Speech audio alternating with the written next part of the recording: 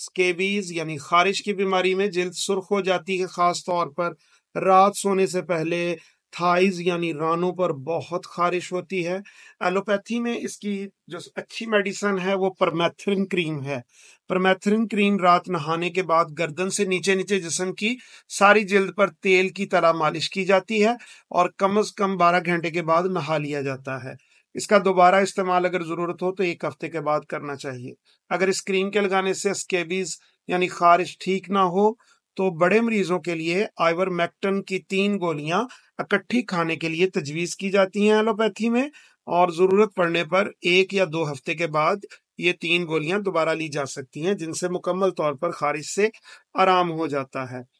Homeopathy में शदीद खारिश और ऐसी खारिश जो खास तौर पर रात के वक्त हो और बिस्तर में लेटने से खारिश में ज्यादती हो, और अगर मरीज के जिस्म में हिद्दत ज्यादा हो, रात को उसके पांव जलते हो, तो उसके लिए होम्योपैथिक रेमेडी सल्फर 30 के 5 कतरे दिन में 3 से 4 बार लेते रहने से चंद दिनों में इस मर्ज से अफाका हो जाता है।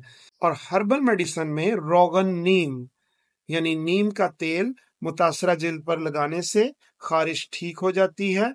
इसके साथ माजून चोब चीनी अगर इस्तेमाल की जाए तो खून की सफाई भी हो जाती है और जिस्म बीमारियों से पाक हो जाता है।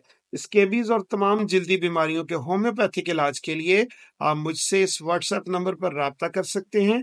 Doctor Aamir Hamid, DHMS RHMP 0333 4391 630।